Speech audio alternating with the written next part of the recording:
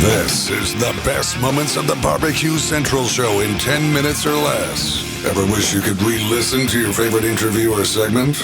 Do you enjoy hearing older shows for the first time in years? Then the best moments of the BBQ Central Show in 10 minutes or less is just what you need. Thanks for listening and enjoy the show.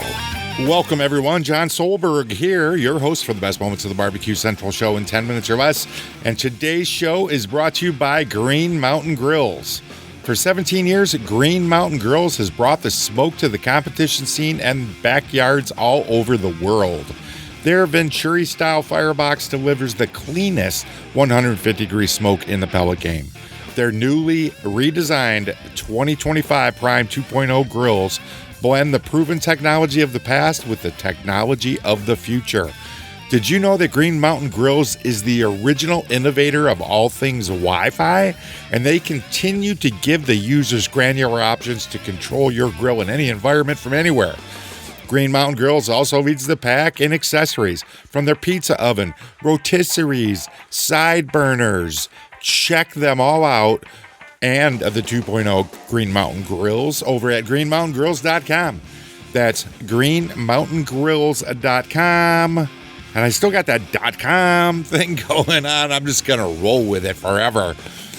And today, let's take a jump back to, I think we're going back to 2017, and Greg and Meathead are going to talk about some myths.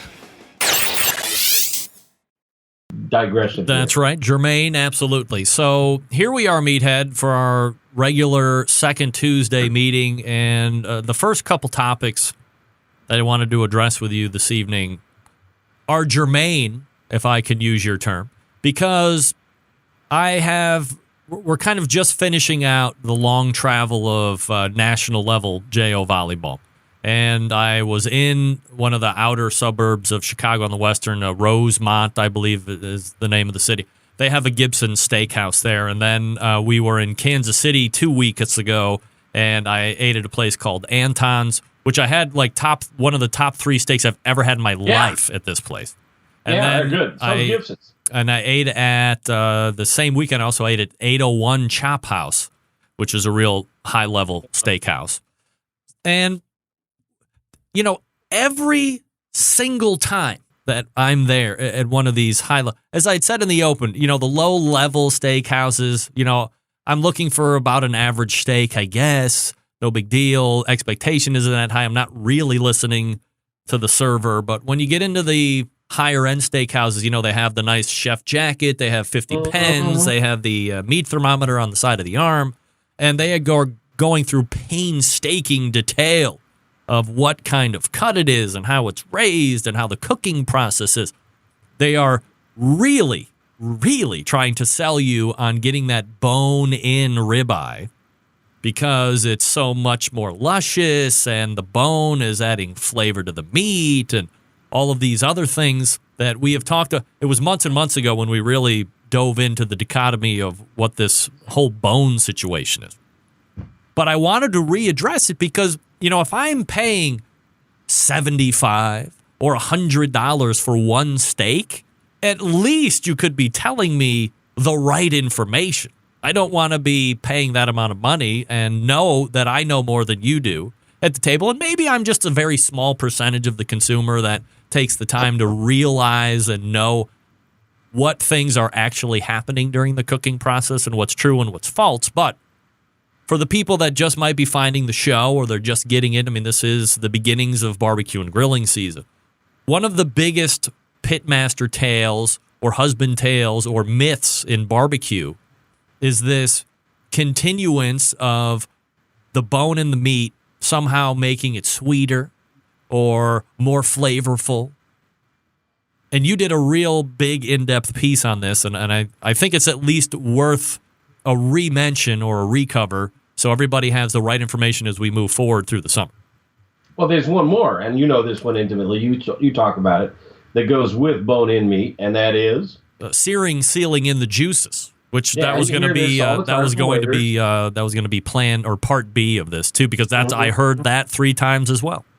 Yeah, I was just recently at a high-end steakhouse in Chicago. Was very pleased that my Waitron knew she. Well, as a waiter, waitress, server. Okay, waitron, server. My server knew the stuff. She said, no, the bone doesn't add any flavor, and searing doesn't seal in the juices. So I was very pleased to hear that. But I'm not surprised. Anybody who's worked in the restaurant business knows wait staff are hard to train. It's hard to get them to training sessions. They really only want to come in when it's work time. So getting them into training sessions, keeping them awake, teaching is not always easy. You would think at a high-end steakhouse where there are pretty good tips, they would learn their craft more. But the fact is, as you point out, yes, if you're going to cook beef short ribs in a crock pot, the marrow of the bone is loaded with flavor. It's got a lot of fat and connective tissues and all kinds of stuff. And when you put it in a liquid, in a wet cooking environment, water is a solvent. That's why we wash our hands and our cars with it. The water will pull the flavor out of the marrow and enrich the broth so that your stew, your liquid, is incredibly rich and flavorful. And it's essential to keep the bone in because that's a vital part of the flavor. But when you cook in a dry environment, like an oven or a grill, the marrow cannot escape. It's surrounded by 1/8 to 1/4 inch calcium. And calcium has no flavor. That wall of that bone is thick and impenetrable, and the marrow cannot get out. And in fact, what happens is it alters the heating properties of the meat. It's actually like a heat reflector on the space shuttle. And so the idea that it's the meat that is next to the bone is sweeter. There's an old song, the sweeter, closer to the bone, the sweeter the meat. Right.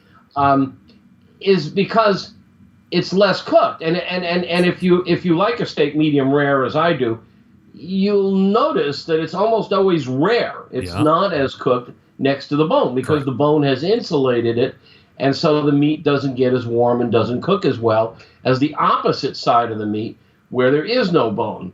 And so if you take the bone off, you'll get even heating all around, and you won't have this section where the meat is rare and sometimes stringy and close to raw. What happens, though, which is interesting, is if you take a whole beef primal, like a standing rib roast, and you put it on the bones, which is hence the name standing rib roast, it will reflect heat for a long while, but eventually it warms up. And once it warms up, it retains heat. And so as you take the roast out, and if you rest the meat, it will continue to cook. So it can actually be more cooked next to the bone. So it can have both effects, which is why when I do a rib roast, I take the bones off, and now I got a rack of beef ribs. Yep. That's a whole nother meal. And my beef roast is round, tubular, meat on all sides. It cooks evenly. As far as the searing is concerned, this is something that started in the 1800s. Some German scientists came up with the theory that searing seals in the juices, and it's been disproven many times.